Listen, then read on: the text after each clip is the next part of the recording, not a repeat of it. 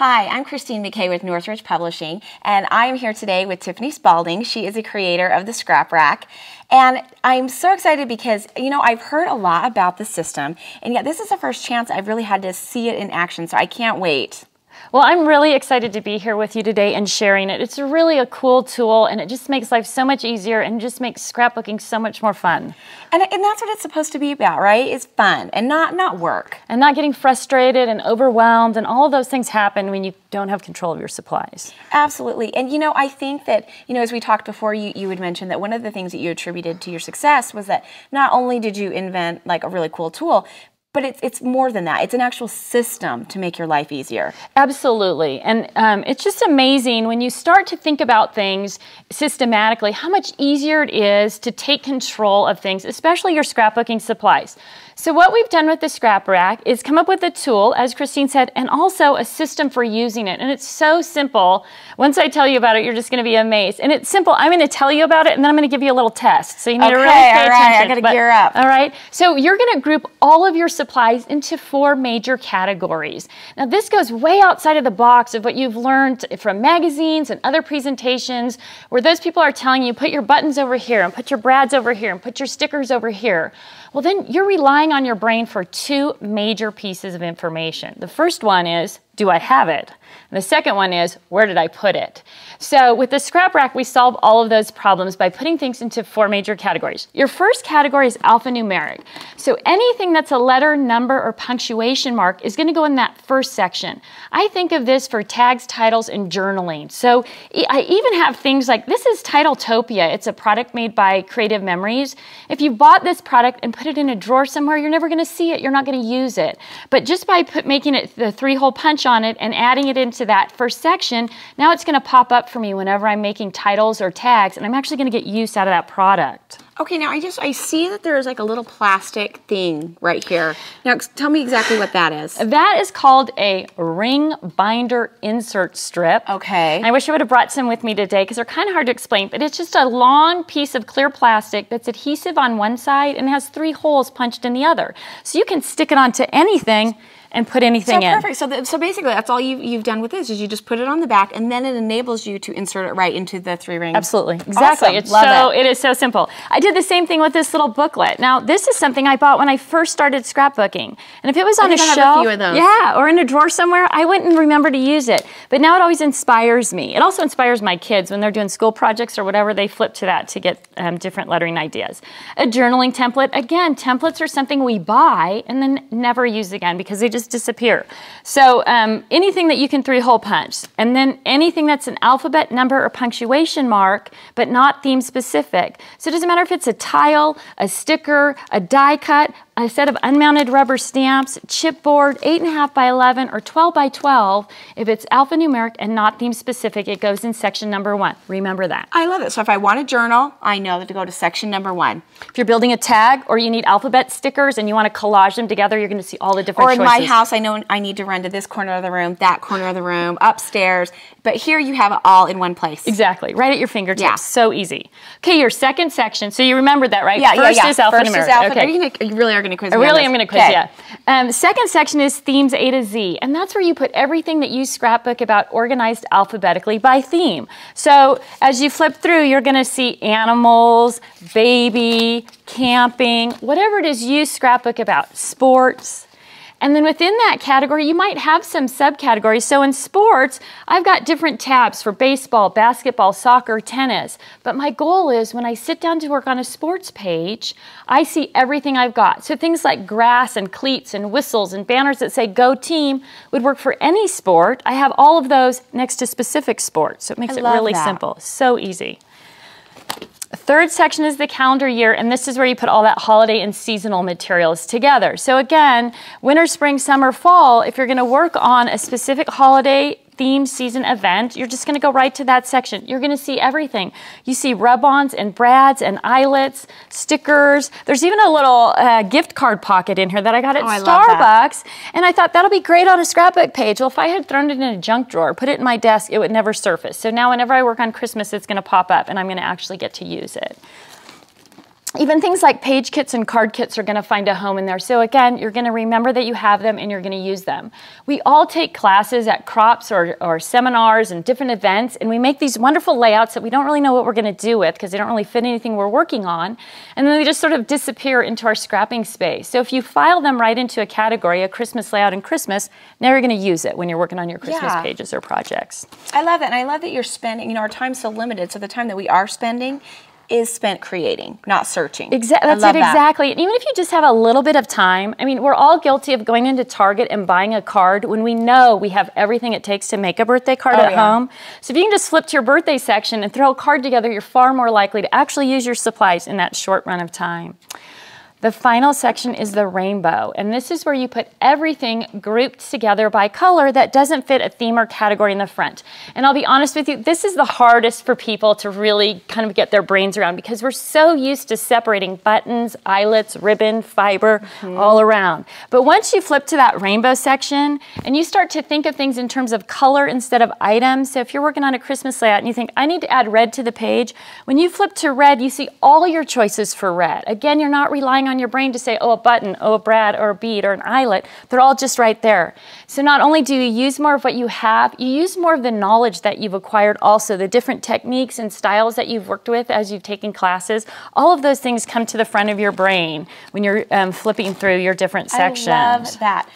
Because it's true, and I think that this would just really, for me personally, you know, sometimes I get lazy, so I only want to go to that one corner of the room to grab the buttons. And yet right here, I mean, I can add so much more interest to my page because I've got my clips, my buttons, and just really do an advanced project simply because I didn't have to run all over the room to get it. Exactly. I mean, it's in so much more inspiring because you're not overwhelmed or frustrated or digging or searching. I'm going to tell you, even once you start organizing this way, you can even find a nice home for your different scraps of paper. So now if you need a blue scrap, when you go to that section, you're actually going to use your scraps. You can see what color they are, you can see what size and shape they are, so you're really going to get better use out of those as well. And for me, I think that this would help me create some boundaries as far as if it doesn't fit in here, I don't need it, because really you're never going to use more than that. You just nailed it on that, Christine. It is so true. If you set some guidelines for yourself, for me, I don't keep anything that's not at least 2 by 3. My sister won't keep anything that's not at least 12 inches long. But when you set your minimum, then you're far more likely to feel good about throwing. Because when you see all of this, you can kind of just tell yourself, chances are I'm not ever going to get to all of this. And so it's easier to create those boundaries. It's right here. You see what you have. You are so right. And if you keep a little purge box next to you, it's easy to throw away and then donate that to the school or church or whatever, so that you actually even feel good about getting rid of those things. So it's a great way to go. So now, I'm going to just go through it really quickly. 4 sections, right? Alphanumeric, themes A to Z, the calendar year, and then the rainbow. Love it. Okay, so this is a pretty small scrap rack setup, right? It's just 3 spinders, which is the 3-ring section here, and we'll talk a little bit about that. But I could say to you, Christine, can you find me some Christmas stuff? Oh, yeah, and I would just turn, are you going to test me? No. Yeah. I'm going to look on the tabs. But honestly, I don't know that there's only 4 sections that I have to That's right. So you could go, okay, that's going to be in holiday season. The wonderful thing about it is it doesn't matter if you just have one scrap rack set up, or once you take your wing off your scrap rack, you can link another one together and make it literally as big as it needs to be, but you never change that 4-section system. So you could be at my house and find anything in my scrapbook supply collection in 30 seconds or less, or you could be somewhere where somebody has 6 base units hooked together and find something in their scrapbook supply collection really quickly as well. Okay, so one of the things that you were talking about is each one of these separate components. Now explain like the component aspect to me a little bit. Okay, so one of the reason this was born is because as a scrapbooker, I scrapped at the dining room table. I needed to take things with me when I went to a proper class, and getting things set up and to take them here and there and everywhere was impossible. I almost gave up. I was so overwhelmed with just how cumbersome it was. So this is designed as components. You can take exactly what you need, and it's so simple. The base unit that sits on your desk has Velcro on it, and the 3-ring sections have Velcro on it. So if you can just hold that for a second. Now this is what we call a travel pack piece, and you'll notice that this has a big wide strip of Velcro down the middle. I love it. I see where you're going. So you can put up to 3 of the spinders. So you just attach it just like that. You just stick it on there, and then you can put up to 3 of them on there. And then on this side, you've got all the basic tools that you need: pens, Under here, you've got your paper trimmer. Pockets are reinforced at the bottom. So you can take up to 3 sections. And if you're just headed out the door for a crop class or evening at a girlfriend's house, you've got everything you need right here in this tote, and you're ready to go. Now, right there, obviously, I mean, that's more than I'd probably ever work on in one night. But about how many dividers and folders can you get onto a Spinder? Well, each binder is going to hold 20 to 40 pages, and it just depends on how much you put in each page. So I kind of load my pockets up really full. I put multiple items in them.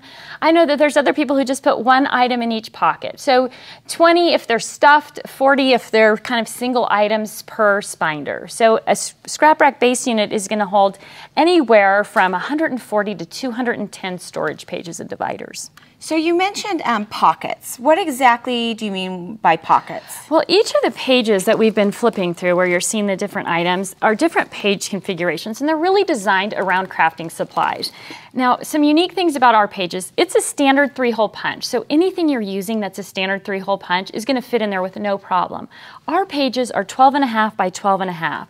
So when you look at something like what we call the supersized single, which is just one big pocket, you see that there's plenty of room in there to slide the papers in and out. So you're not fighting with your product. Or bending it, trying to get it in there. Rolling it and sliding it, yeah. So, so we do have that little bit of extra room. Also, you'll notice each pocket has a little flap. Now, if you're working at home, you can tuck the flap behind your products, and it's really easy to pull them in and out. You're not chewing up your cuticles trying to dig into the top of that But I love that it protects the top of your page as well. That's really good. Yeah, everything is, I mean, and the same thing with the dividers. They're a little bit bigger than 12 by 12, so they're protecting edges and sides as well.